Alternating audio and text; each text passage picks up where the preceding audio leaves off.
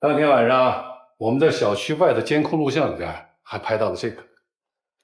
虽然当天晚上下着雨，监控录像拍的不是很清楚，但是很明显，这是一辆没有牌照的汽车。3个路口之后，就再也没有出现过。老妈，这个副驾驶伸出来那东西是什么？不对，还是你眼睛毒。这个东西，我怀疑它是一个蓝牙探测器的天线，它可以远程嗅窥到用户所有开锁的这个数据，然后通过回放攻击就可以轻而易举的破解。所以这个人还得是一个非常熟悉网络系统的人。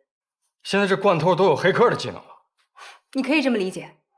这套设备就不少钱吧？你说他们费这么大劲偷一本小说，这小说有什么特别的价值吗？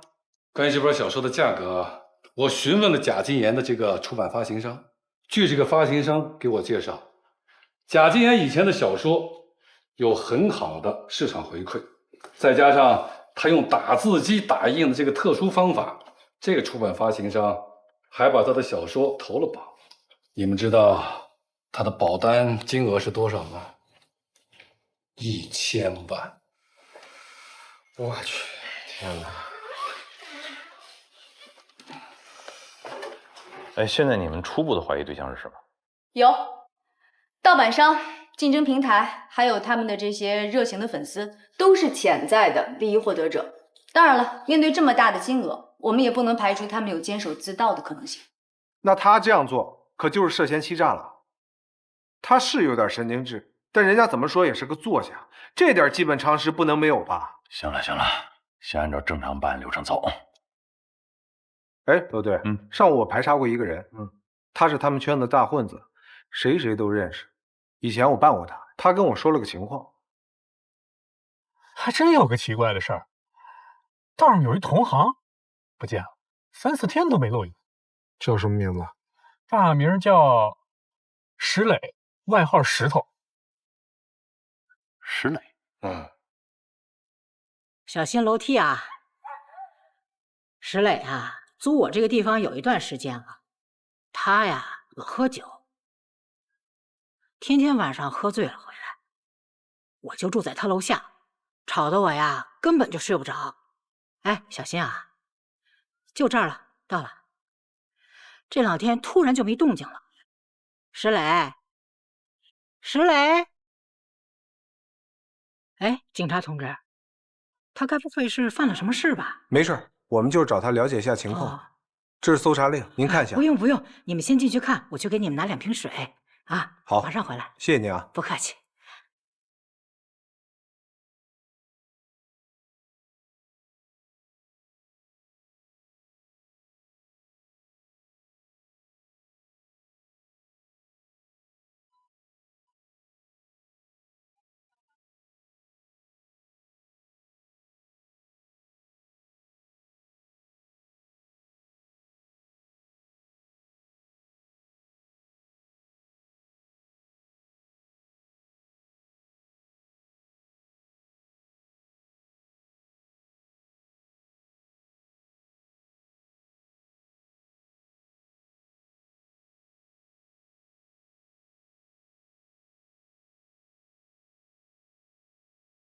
叶江说您要的审讯监控录像给您准备好了。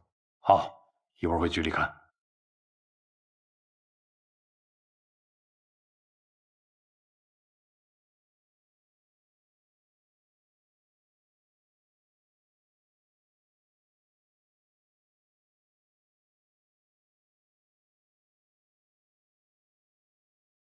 洗衣机里的衣服洗好了，但是没收，都馊了，应该是好几天都没回来了。这衣柜也是，当季的衣服全拿走了，可能是跑了，还挺匆忙。他跑什么呀？这个石磊肯定有问题，得赶紧找着他。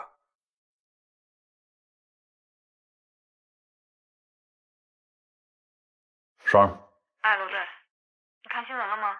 什么新闻？那个作家贾金岩把案子捅给媒体了，现在青城新闻正播着呢。知道了。我再说一遍，这本书就是我的，孩子就是我的命，我不不管你是谁，只要你把它还回来，我愿意答应你的任何条件。女士，您先别激动。据悉，保险柜内的首饰、现金等贵重物品皆完好无损。很显然，小偷的目标就是为了《双花之恋》的书稿。根据受害者透露，目前警方还没有确定任何嫌疑人。我们期待警方尽快破案，将犯罪分子绳之以法。咱们在这儿苦哈哈的找线索，他跑去通知媒体，还跟贼一谈条件，捣乱。错了，他错的都离谱了。我给他打电话，看他什么意思。方向错了，我们的方向错了。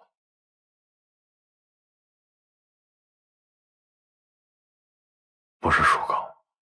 你刚说什么？我说那个贼的目标肯定不是什么书稿。可现在不就是书稿不见了吗？我们被骗了。你凭什么这么说？如果那个贼的目标是要偷书稿，那么他就会把保险柜里面其他贵重的物品一并偷走。那样的话，你们警方，那么我们警方就会当做一个普通的保险柜失窃案处理，既要追查书稿的去向，还得寻找保险柜失窃的其他物品。那这个案子破起来可就是大海捞针了。明明可以一举两得，你说这个贼为什么不这么干呢？你是说，他们是故意让我们发现书稿？哪有贼会这么干呀？他图什么？刚才那女作家的反应，你不也看到了吗？人家就是在利用这个作家的社会影响力，扰乱我们和公众的视线。这个案子闹得越大，那个贼反而越安全。问题是保险柜里只丢了书稿，肯定还有别的东西丢了，只是我们没发现。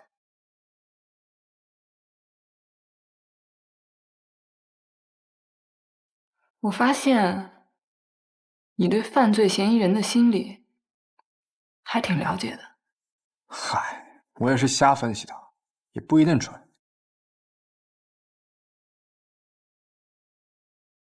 这个小伙，你混蛋！就单独把他那个唱戏那段再重新放一下。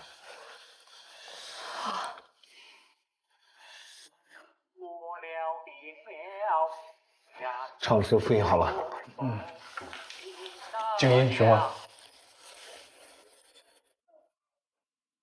现在我分派一下任务啊，小叶。到。把他这段唱词所有的谱子以数字的形式提取一下。好的。然后，包子到，麻烦你把他整个这段唱词所有的文字、拼音进行拆解，所有东西重新排列组合之后，看看能组成什么句子。不是这么多字，那得是多少种排列组合呀？就是。你们呢，最好能够耗子，你现在给我查一下，这幅画失窃的那天都是什么日子？明白。我要老黄历。我料定了甲子日，东风必降。南屏山设坛台，足踏魁罡。南屏山会不会是青城大学美术馆？图水莲那天就是甲子日，那天真的有东风二旗。你看我说什么来着？全对上了。我们需要从这段唱词当中找到他下一步的计划。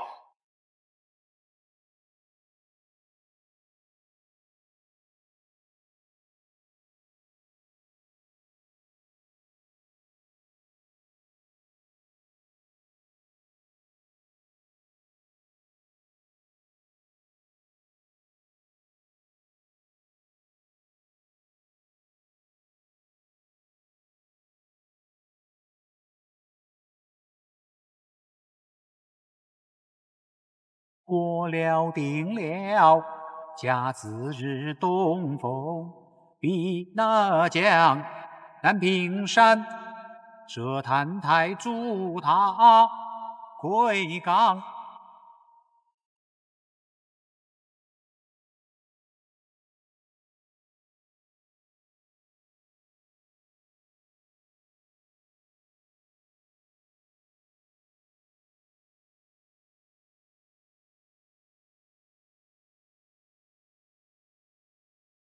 咱们别这么分析案情了，咱这么分析都是错案情。小叶，小叶，把声音打开，专门就只给我放他唱戏的这一段，来放大。你们看，丁生火的手在干嘛？打拍子，唱京剧都打拍子。用小拇指，还用另一只手把它藏起来。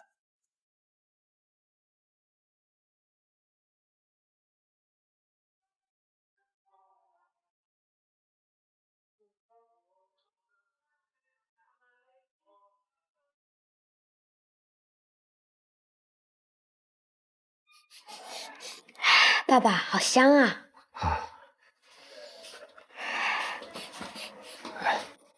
来，哎，我放冰箱上那个水晶花瓶，你们俩谁给我摔碎了？是我今天碰到的。怎么那么不小心啊？啊，抱歉啊，要不明天我给你买个新的。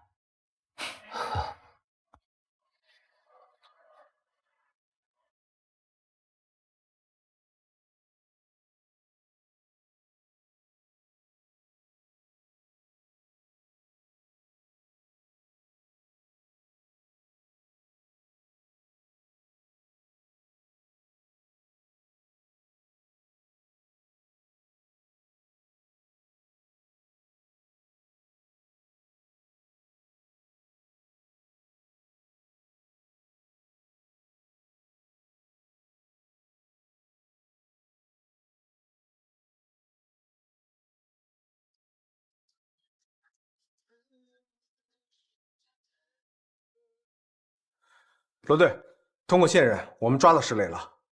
在哪儿？在审讯室。好，那咱们就过去。这样，让大志把廖双提回来。为什么？他盯得太死了。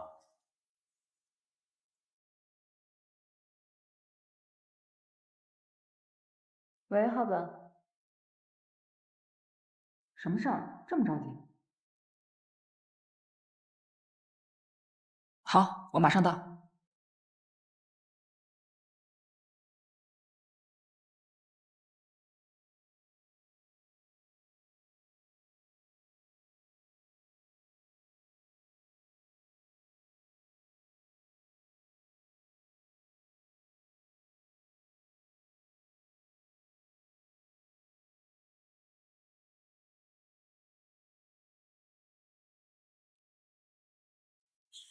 还有事儿，你知道吗？我跟我那一块儿去的，他见那个女朋友我认识。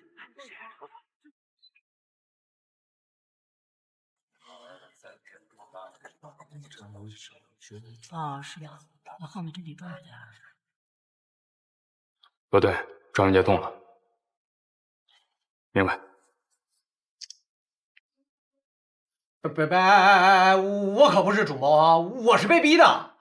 哎呦，那你说说吧，谁逼的你啊？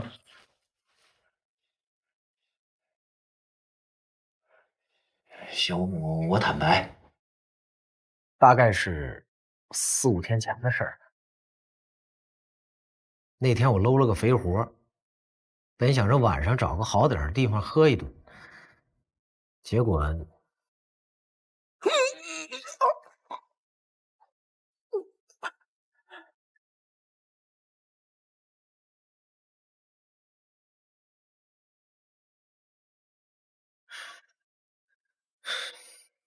等我醒来之后，那个猪头就这么一直盯着我。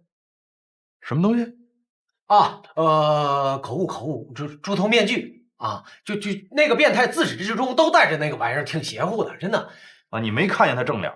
没有，他当时就给我反绑在那儿，然后就给我强行的给我带了一个项圈炸弹，还有一个炸弹就安在一个模型的身上，然后就当一下炸了，然后那个模型脑袋嗖一下就飞出去了，真的，哎呦，给我吓坏了。你说那我能不听他的吗？他逼我这么干的呀，真的。那他让你投什么呀？到底？他让我开一个保险柜。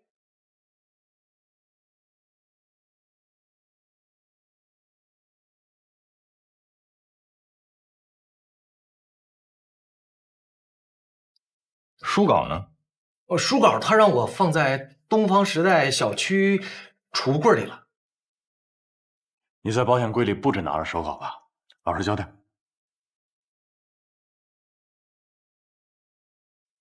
还有让我偷一个手机这样的一个东西，有屏幕，有按键。不是，那我确实我也不知道那玩意儿是干什么的啊。这兴许那工程师知道。哪个工程师？就是那天夜里配合我作案的那个人啊。我不认识他，他是纯搞技术的，就是他教我怎么把东西里的东西给偷出来的。东西里的东西？什么意思？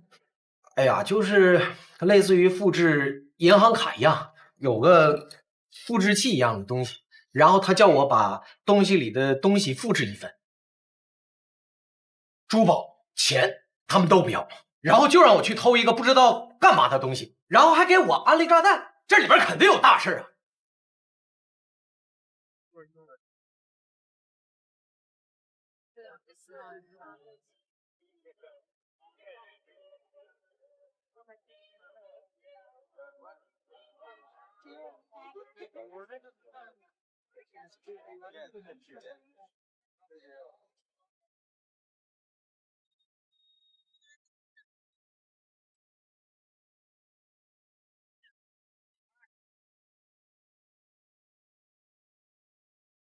您稍等。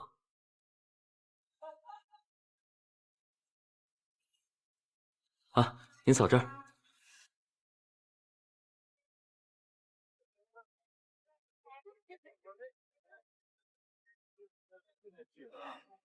他们家卡带也挺好看的哦。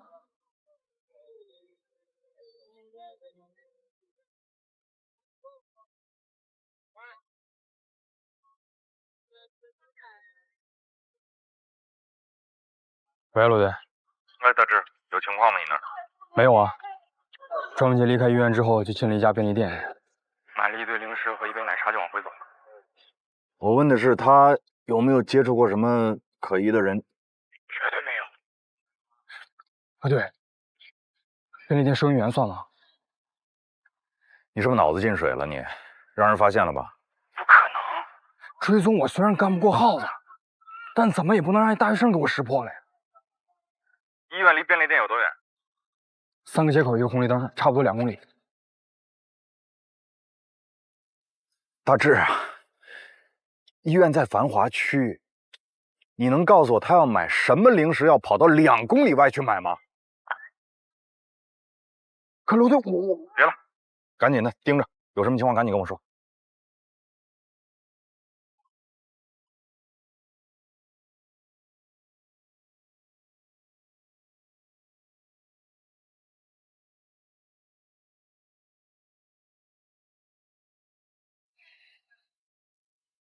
老马，你那边情况怎么样了？我和市局的专家一块确认的，丁生火敲打的这是摩斯码，敢在我们的眼皮子底下玩这个，胆子还真不小。根据监控录像的显示，摩斯码发送的时间不到3分钟，破译起来不难，但是因为嫌犯的坐姿以及手上动作幅度太小了，有些地方辨识难度很大。所以罗队啊，再给我点时间。好，有消息赶紧通知我。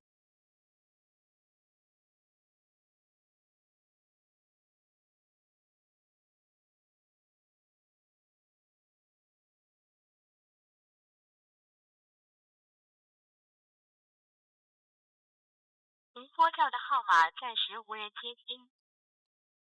他今天还是不接呀？估计他都已经睡了吧，这点儿。咱要不要直接去他家呀？问问那是什么东西？先把书稿弄清楚再说。这都过了整整1天了，应该早就被人取走了吧？那就看看是谁取的呗。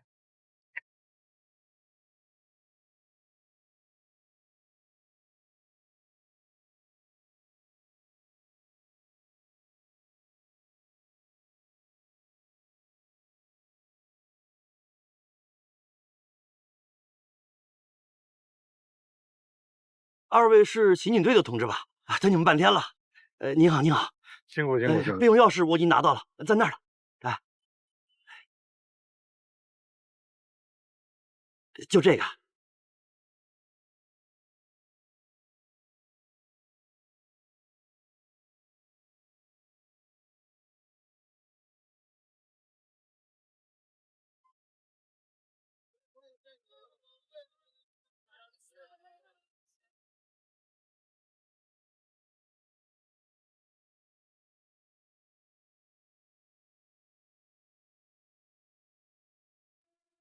1号晚上12点，在逐浪游泳馆男更衣室编号9527的柜子里取一件东西，密码是2077。到时候会有人来找你拿，他才会告诉你那个秘密。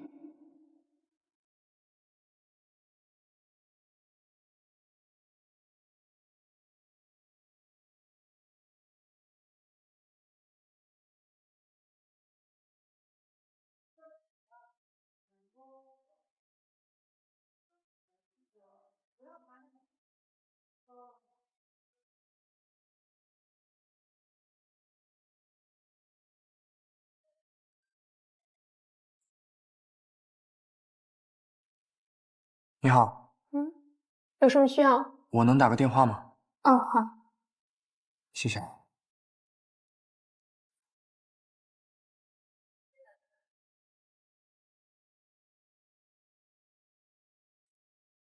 喂，我。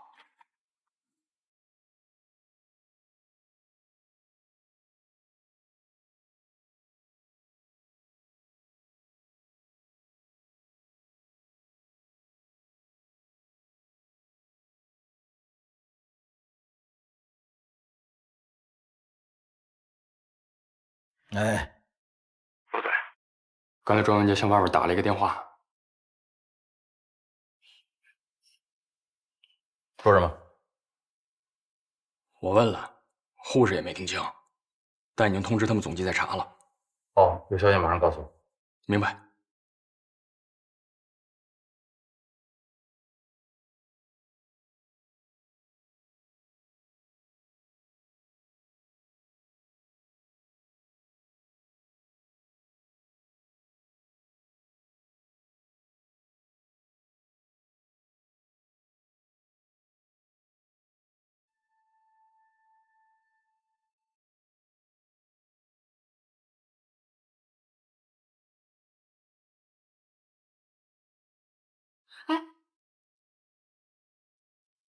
累坏了吧？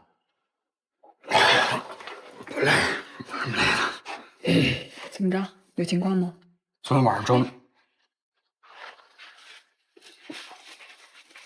说吧。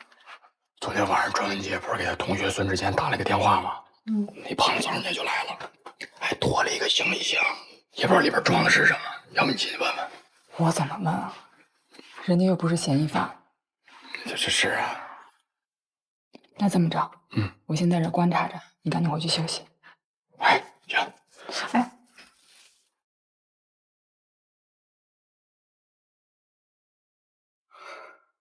哎呀，庄文杰，你这可以呀！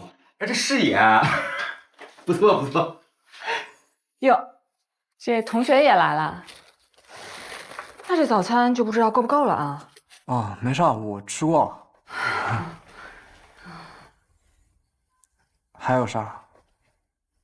没事儿，你们接着聊，聊。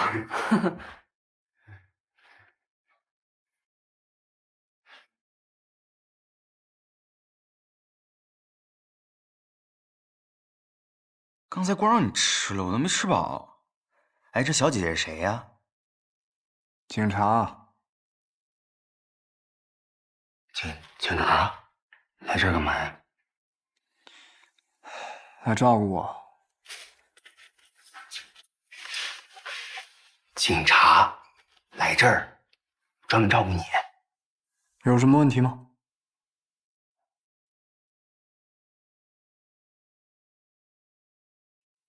哦，怎么了？你就……之前我还纳闷呢，他们警察怎么总是去学校找你？你怎么就突然消失好几天？现在连住个院都神神秘秘的。这会儿终于被我看穿了，你是他们的线人，不要猜中了吧？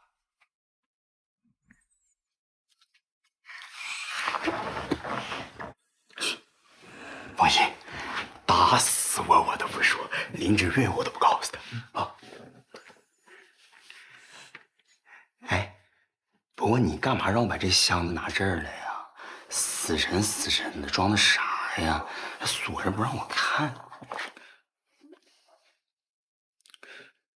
我又明白了，新的任务。你怎么这么聪明？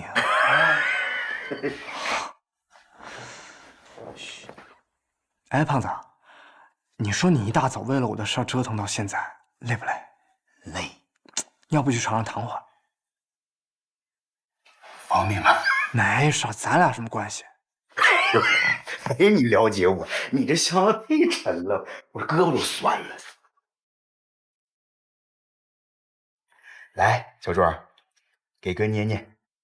你让一个病……行。在漫天的樱花中，一只水鸟掠着水面飞去，船索缓缓拉动，船便离开了。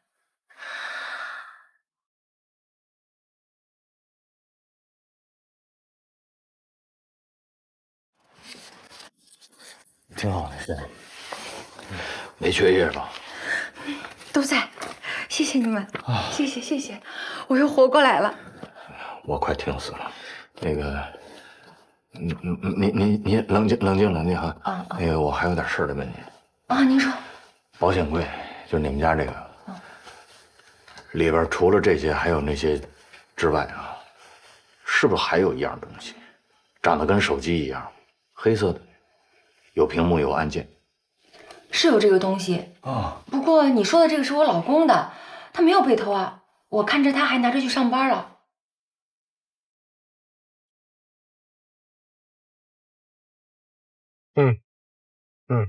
行，我知道了，发我手机上吧。查清楚了，她老公孙东方供职的这个清安集团，主要是经营安防设备和系统的升级服务。孙东方在公司主要负责技术研发。技术研发，对，石磊偷的这个东西，会不会跟安防有关系？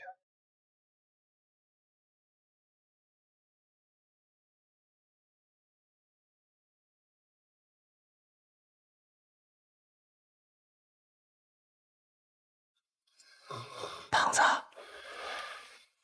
胖子，胖子，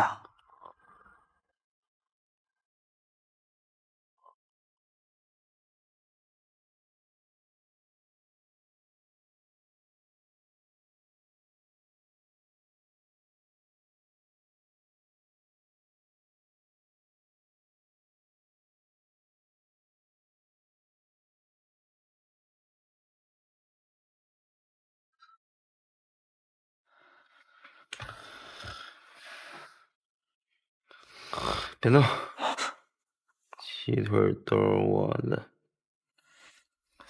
都是我的。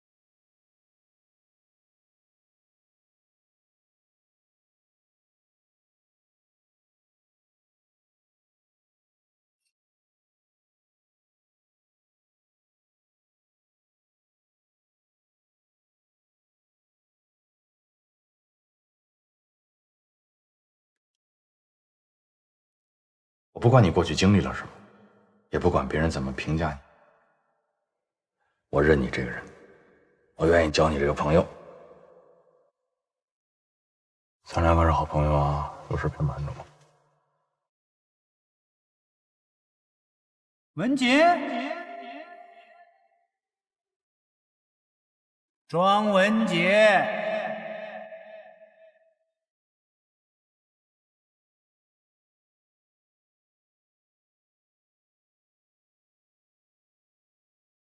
文杰，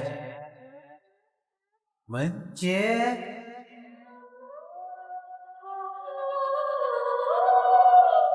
庄文杰。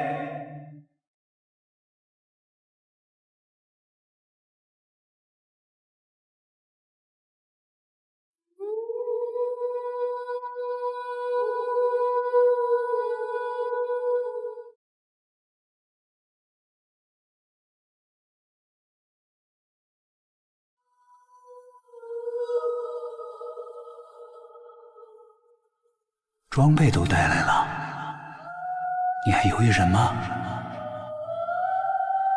你不会忘记地址了吧？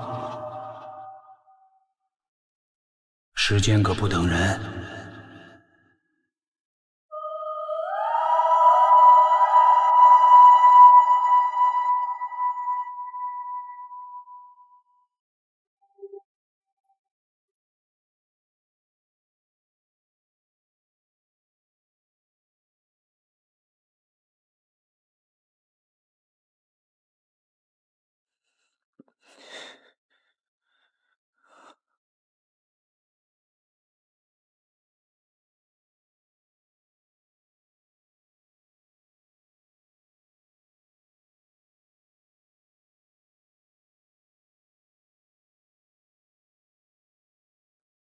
你们刚才形容的东西就是这个，这是一部密钥分发终端，就是系统服务器每次更新密钥，都会通过这个终端分发给我们的客户公司，而他们呢，只有拿到新的密钥，才能让智能安防系统正常工作。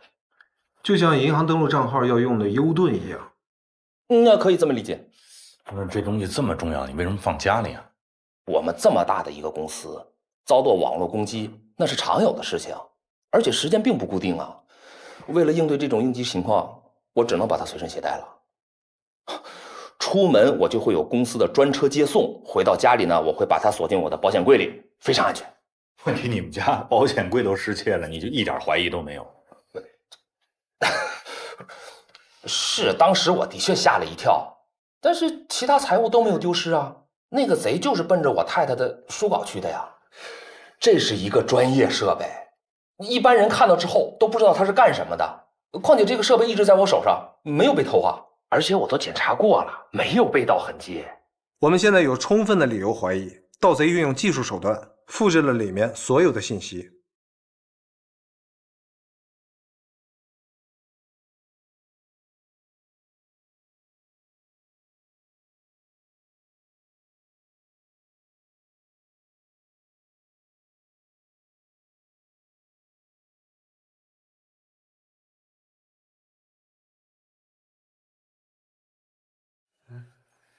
醒了？哎，醒了，不是睡着了呢。安的太好了，给你个赞啊！你不光睡着了，还说梦话了，是吗？说啥了？秘密。秘密。秘密。我能有什么秘密啊？就我那点事儿，你不是都知道吗？什么秘密啊？说呀！逗你玩呢。我庄文杰，你是不是没事闲的呀？你亏我一大早屁颠屁颠过来看你，还给你搬了死沉的箱子。你说你那，哎，你那箱子呢？啊，放床底下了。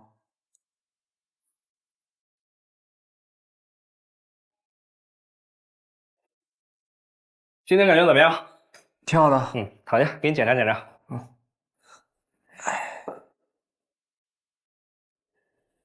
吸气，呼气。之前都测过了，数据都不错，现在就是补充点营养液。各项指标呢都趋向于正常了。保险起见啊，我建议你再去做一个肺功能检查，要是没问题的话，你就可以出院了。真的？那你好好休息。谢谢医生。谢谢医生啊，谢谢啊，谢谢。赶紧去吧。我这不还输着液呢吗？没事，让他帮你一下。现在科室比较空，等下人可就多了。谢谢啊，没事，走啊走啊，走吧。来慢点慢点啊。咋了？他人呢？警察姐姐啊，不是我陪你去不是一样吗？走走走，快！慢点啊。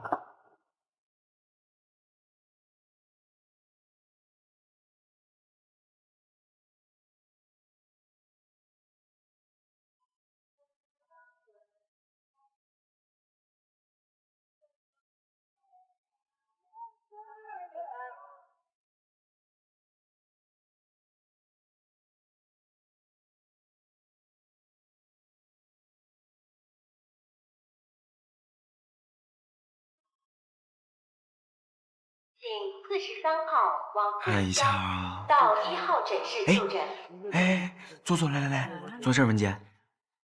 慢点儿，你慢点儿啊。放心，我去取个号啊。请第08号王建国到3号诊室就诊。刚才医生说你在这儿。请 A38号李书义到4号诊室就诊。是去那个4号仓库。然后路上小心点啊，做什么饭。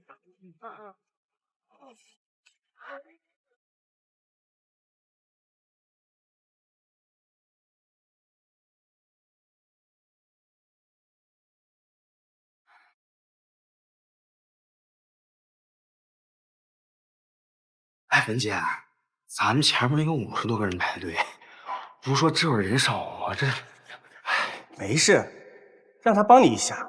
现在科室比较空，等下人可就多了。他人呢？这么多人啊！哎，你干嘛去啊？不行，我得回去一趟，我肚子痛。哎，文姐，怎么号都取了啊？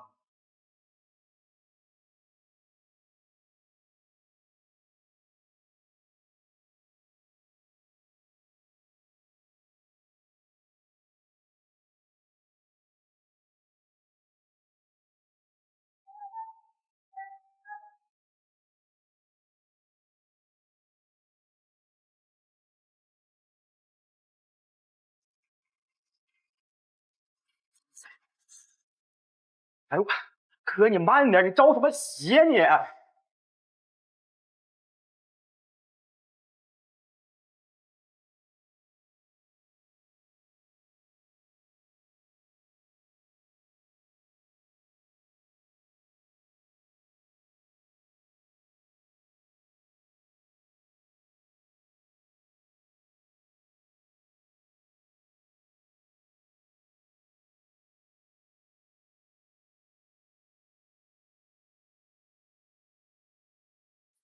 干嘛去了？慌慌张张的还。没干嘛。你干嘛呢？我刚在楼下水果店给你买了点水果，你这不还是在恢复期吗？得多补充点维生素。哎，你真是要出院了啊！肺功能都不用检查，这走的比我还快。警察姐姐在哪？哎，怎么没去做检查呀？我刚刚闹肚子，就回来了。闹肚子呀？行，那一会儿我再陪你去一趟。好啊。好什么好啊？这种事儿怎么能麻烦警察姐姐呢？我陪你去不好吗？好了，我就先出去了。你们呢，有什么需要随时招呼我啊。来，哎呦，闹肚子是吧？那这生冷的可就吃不了了。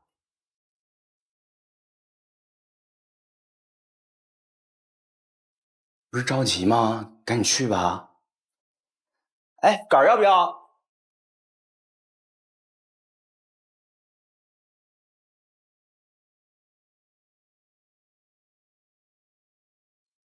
庄文九，我跟你讲，你有的时候就是太讲，检查那边就有厕所，非得回来上。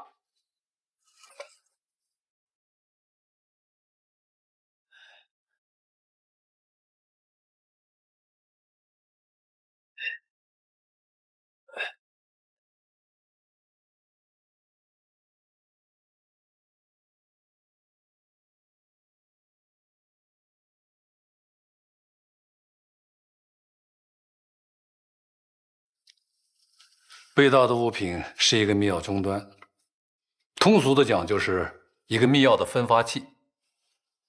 清安安防系统的公司都要从这个终端上下载一个密钥。如果窃贼破解了这个终端，所有公司的安防设备在他们面前就形同虚设，包括门禁系统、安防系统、远程会议系统等等等等，所有清安公司参与设计并安装的设备，都将面临失效的危险。这么严重？这已经不仅仅是一个简单的保险柜失窃案，如果他们的计划得逞，后果不堪设想。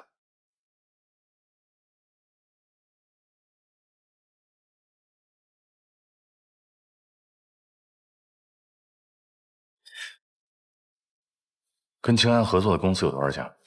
据我所知，清安合作的范围就包含了金融和外贸两块，所以他们的合作公司一定不会是少数。咱抓的这个石磊啊，他交代啊，他说他当时是被一个蒙着面具的一个男人胁迫的。同案呢还有一个人，外号什么工程师是吗？没错啊，而且当晚监控拍下来的这个面包车，我们已经找着了。车是一辆套牌车，车主是半个月前报失的。可惜这辆车内被清理的非常干净，没有任何可用的线索。那工程师？哦，我们正在进行模拟画像，稍后呢会叫石磊来进行辨认。行，那这块你抓紧。还有工程师通过这个设备，要想破解清安系统，到底需要多长时间呢？初级黑客想都不用想，而即便是他们中的高手呢，也需要找到这套系统中的漏洞，再进行破解，那也需要很长时间。就怕这工程师不是一般的黑客高手啊。是这样，不过像这种级别的黑客，我想网监那边肯定是会有备案的。清安有反制措施吗？清安这边选择的呢是将整套的安全措施进行全面升级，使得这套被盗的密钥终端失效。多长时间？他们的专家预估最快也需要12个小时，也就是说，距离现在还有不到7个小时。7个小时？那如果贼在之前破解了，那就是想偷哪家偷哪家是吧？我们现在首要任务就是在时限之内，我们把这贼抓住了。你刚才说这个黑客是高手，那这清安这个反制措施，他能不知道吗？好问题，罗队。如果这帮黑客现在已经在进行破解了，那么他们一定能够察觉到整套系统在升级中的异样。那就是说，我们现在跟贼一样，都剩7个小时。没错。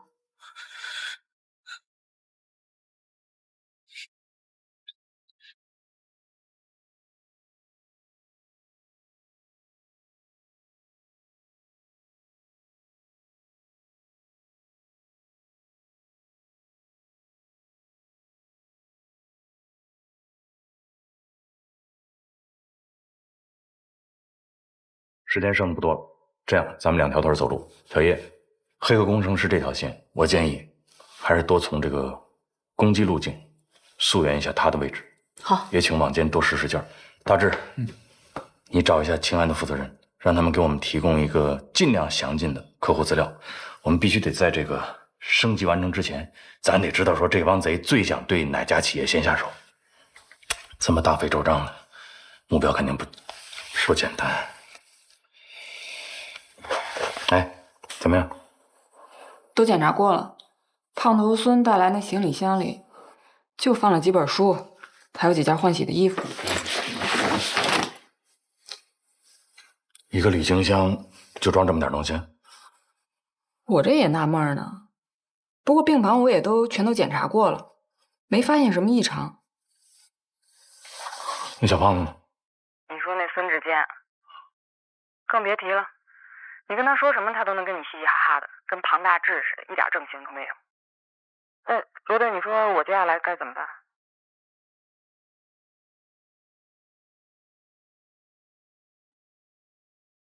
时间可不等人，我可要提醒你啊，今天晚上12点可要准时到，否则你永远别想知道那个秘密。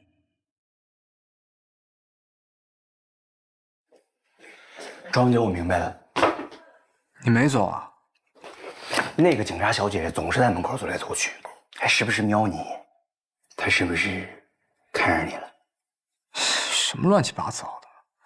我说你怎么只让我过来，不让林芷月来呢？我之前还以为你俩吵架了，闹了半天，你是怕林芷月过来派那警察小姐姐吃醋啊你？不行，我得替林芷月看着你，我去请假留在医院陪着你啊！你别发神经了，行吗？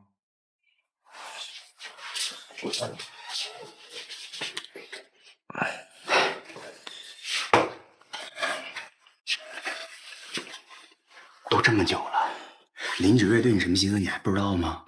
啊！我之前都以为你俩快成了，没想到天上掉下来个小姐姐。庄姐，你听哥们儿一句劝啊，虽然说女大三抱金砖，可是人家林芷月对你是一片真心的啊！就你说你最近这段时间，我都看不下去了。你说你不让人过来看你也就算了啊，你好歹给人打个电话啊，是不是？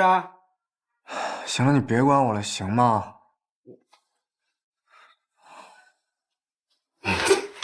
你是不是不好意思啊？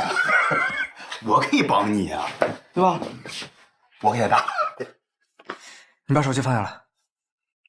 手机。10月啊，10月，手机给我。10月，哎呀，给我，哎，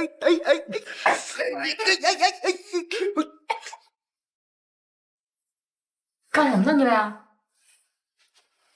啊，手机没信号。警察叔叔，你们聊正事儿，你们俩。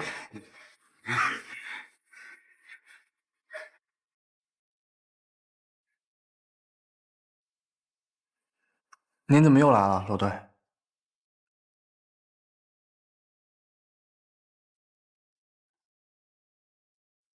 什么？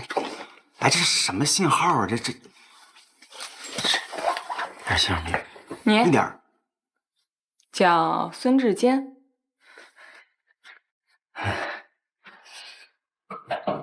你计算机系的？你还获得过你们学校的奖学金？一般，全校第3。哎，您怎么知道的呀？我知道的可不止这些。来，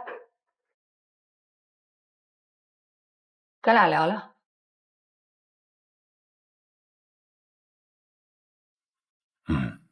案子算是破了，廖泽彤也已经被我们处罚了。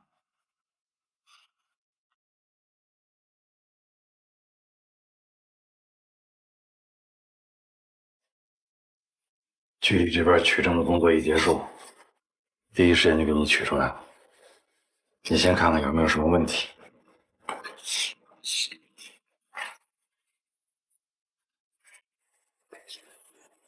谢谢。不客气。这都给你充好电了啊，检查检查，没问题的话，在这3张表格上签个字。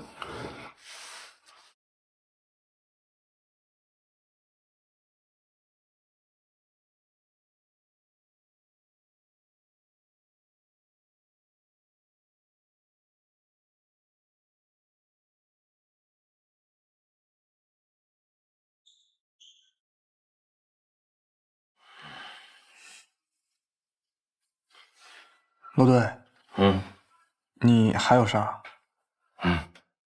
？2015年，你入侵了学校的教务系统，修改了旷课记录和考试成绩，被留校查看过。这4年前，那个时候你还在上高中吧？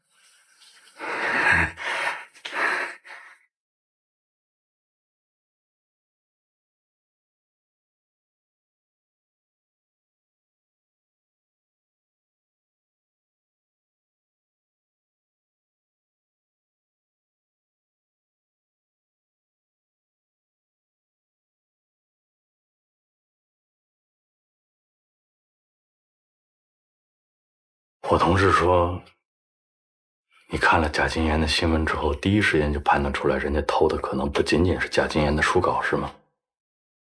嗯，厉害。你这个就说明你是在犯罪的心理侧写这一块，你还是有点小研究。我们学校有这门课程。我成绩也还不错。难怪丁生火这帮人处心积虑想拉你入伙呀。难怪罗队要派双姐过来照顾我。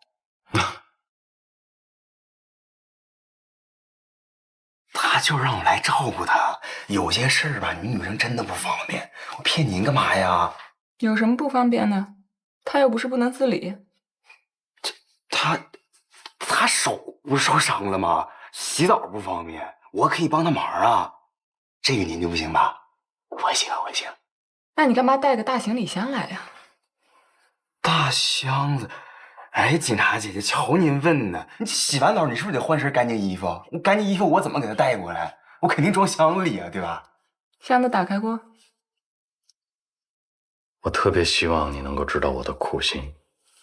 你聪明，有着特殊的家庭背景和成长经历，你学的还是法律，所以在犯罪心理侧写这一块，你天然的就有一种能模仿罪犯的心理逻辑的这样的一种特殊能力，所以我特别担心你会成为他们。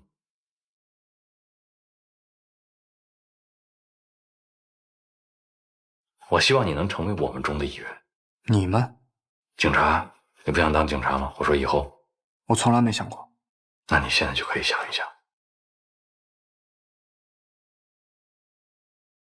没事，手机这不也给你了吗？以后要打电话，躺床上就能打了，不用老跑出去。去护士站。走了啊。罗队。你还有事吗？我还能为您做点什么吗？